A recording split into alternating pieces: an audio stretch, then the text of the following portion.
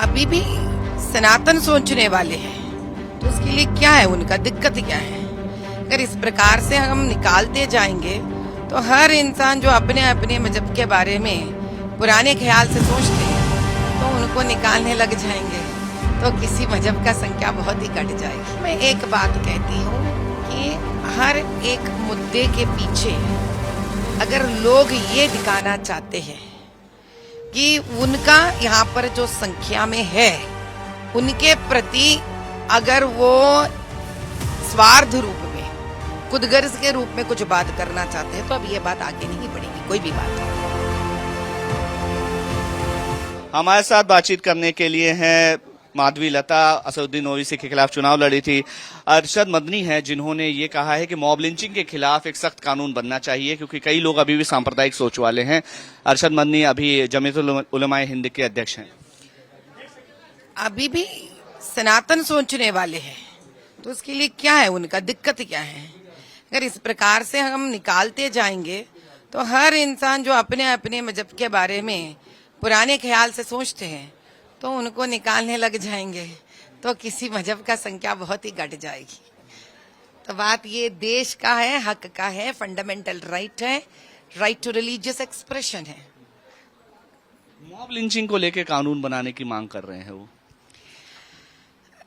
भैया मैं एक बात कहती हूँ कि हर एक मुद्दे के पीछे अगर लोग ये दिखाना चाहते हैं कि उनका यहाँ पर जो संख्या में है उनके प्रति अगर वो स्वार्थ रूप में खुदगर्ज के रूप में कुछ बात करना चाहते हैं तो अब ये बात आगे नहीं बढ़ेगी, कोई भी बात।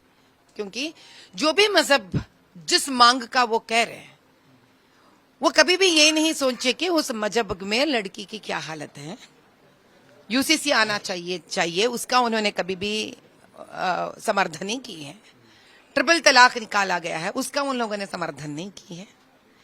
सीएए लागू करने में उन लोगों ने समर्थन नहीं की है।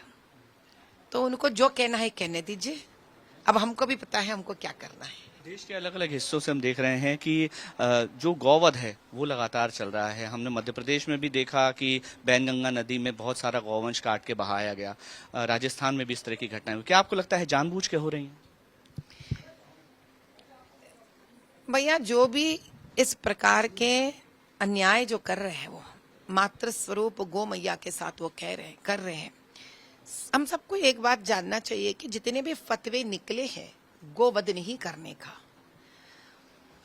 तो एक सच्चा मुसलमान अगर फतवा ये निकलता है कि आप बाहर निकल के वोट मत डालो, इस फतवे का उनके पास पूर्ण तरीके से सहमत रहने के और अटल रहने के, डट के रहने के विश्वास है मजहब के ऊपर। लेकिन जब वही फतवा निकलता है कि जिस प्रदेश में आप रहते हैं उसके कानून को आप विरोध नहीं करना चाहिए, गौ माता का हत्या नहीं करना चाहिए, इसके फतवे का ये लोग मर्यादा नहीं करते हैं, तो इसका मतलब क्या है? क्या फतवे में दम नहीं है? क्या फतवे का इनका कोई मूल्य नहीं है इनको, या इनको जो फतवे चाहिए वो फतवे उठाते हैं? तो अगर फतवे का कोई वैल्यू नहीं है तो हमको सोचना पड़ेगा इस कानून के प्रति हमको क्या करना है। राहुल गांधी कह रहे हैं कि अभी भी लोकतंत्र की और संविधान की हत्या कर रहे हैं पीएम मोदी और अमित शाह। बोगस और एडिटेड वीडियोस चलाकर तब तो राहुल गांधी जी स्वयं पे उंगली ऐसा उठाना चाहिए, क्योंकि तीन तो उन्हीं के तरफ उठ रहे हैं। एडिटेड करके वीडियोस डालकर संविधान के ऊपर डालकर जो सीधे जंग न लड़ पाए तो पीछे से आकर वार करे, वो कहते हैं कि डेमोक्रेसी क्या है?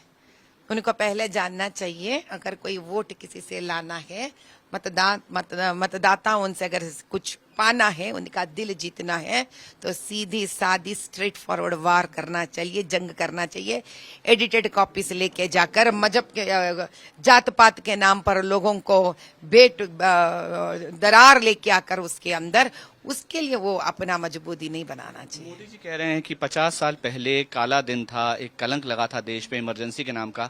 हम कोशिश करेंगे कि ये दोबारा रिपीट ना हो इस तरह की चीज। हाँ, मैं बिल्कुल सहमत हूँ अपने प्रधानमंत्री मोदी जी से, क्योंकि जिस इमरजेंसी का लागू किया गया था है 50 साल पहले, उसके वजह से कई सारे लोग एक काला पानी जेल के बराबरी का जीवन उन्होंने देखा है, बिना कोई गलत किए, बिना दोष का। कई सारे ऐसे भारतीय जेलों के सलाखों के पीछे दब गए थे वो लोग। वो तो एक प्रकार का ब्रिटिश राज्य ही हुआ था उस वक्त, उससे कुछ कम नहीं है।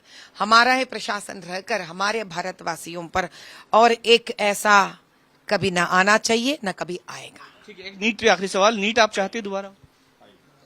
लगातार नीट को लेकर के सवाल खड़े हो रहे हैं, आपकी क्या राय?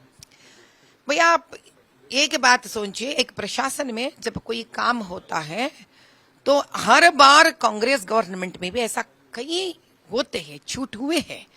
तो अब के बार नीट में अगर कोई गलती हुई होगी तो भाजपा गवर्नमेंट में इतना एक समर्थता है उनके अंदर, एक ऐसी व्यक्तित्व से भरा हुआ सोच विचार, सच्चाई और धर्म के हिसाब से कि कभी भी भाजपा के सरकार प्रधानमंत्री जी इसको छोड़ेंगे नहीं।